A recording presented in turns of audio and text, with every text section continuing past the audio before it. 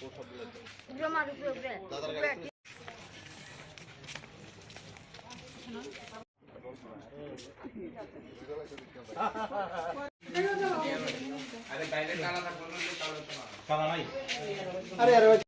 রাজ্যে কি কি কাজ করছে আর একদিকে খোয়াইতে কি কি কাজ হচ্ছে বহু সরকার দেখছে তুল্য মূল্য বিচার করে একটা সিদ্ধান্ত নিবে, নিজের বিবেক দেখো সেই মতোই সিদ্ধান্ত নিবে।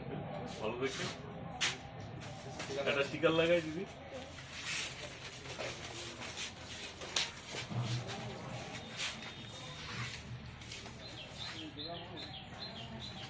ঠিক আছে, 2 বছর তো করোনাতে গেছে, তারপরে 48 এই সরকার এই সারা রাজ্যে কি কি করছে ডেভেলপমেন্টাল বিগত দিনের সঙ্গে এক করলে সেই অনুযায়ী নিজের বিবেক জিজ্ঞেস করে সিদ্ধান্ত নেবেন।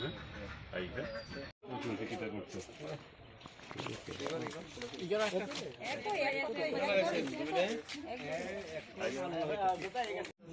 একটা স্টিকার লাগাই দিয়েছি পারমিশন না।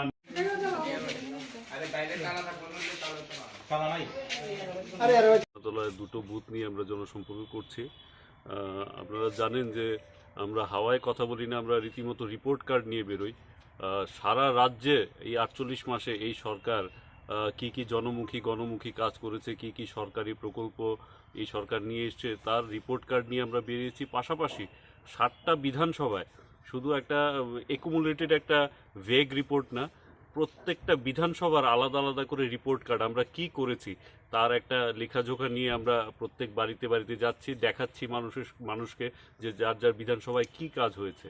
তো আমরা কাজের নিরিখেই আবার মানুষের দুয়ারে দুয়ারে যাচ্ছি। আসছে বিধানসভা, আর আপনারা জানেন আর কয়েক মাসেরই ব্যবধানে বিধানসভায় নির্বাচন হতে চলছে। সেই নির্বাচনের আগে জনসাধারণের এটা এদের রাইট আছে যে জানার এই সরকার এদের জন্য কি করেছে, মানুষের জন্য কি করেছে, কি কি ধরনের ডেভেলপমেন্টাল ওয়ার্ক হয়েছে গ্রামে গঞ্জে বলুন, আরবান এরিয়াতে বলুন, মানুষের অধিকার রয়েছে সে জানার। তো সেই দৃষ্টিভঙ্গি থেকে আমরা প্রত্যেকটা বিধানসভায় আলাদা আলাদা নিজস্ব রিপোর্ট কার্ড নিয়ে বেরোচ্ছি। আজকে খোয়াইতেও আমরা বেরিয়েছি, মহিলাদের প্রাচুর্য সবখানে প্রচুর, আপনারা দেখছেন। আমরা 27 তারিখ থেকে ঘর ঘর বিজেপির অভিযানে নেমেছি। সেটা মানুষের সঙ্গে জনসংযোগ করাই মূল উদ্দেশ্য, এবং সেটা 3 তারিখ অবধি সময়, 27 তারিখ পর্যন্ত এর সীমা ছিল, কিন্তু আমরা একটু বাড়িয়েছি, আমরা 4 তারিখ পর্যন্ত করেছি। কারণ বিস্তীর্ণ যে জনসংখ্যা রয়েছে সবার কাছে পৌঁছানো এত কম সময়ে সম্ভব হচ্ছে না বলে আমরা আরও বাড়িয়েছি। আর কর্মীদের মধ্যেও এত উৎসাহ মানুষের সঙ্গে জনসংযোগ করার, সেই উৎসাহের দিকে নজর রেখেও আমরা যাতে সবাই মোবিলাইজ হয় গ্রামে গঞ্জে, আমরা আরও কয়েকদিন বাড়িয়েছি। 4 তারিখ পর্যন্ত এই জনসংযোগ চলবে, ঘর ঘর বিজেপি চলবে। আপনারা দেখেছেন সামাজিক মাধ্যমে এবং প্রেস মিডিয়াতেও, ইলেকট্রনিক মিডিয়াতেও এর ব্যাপক প্রচার পাচ্ছে।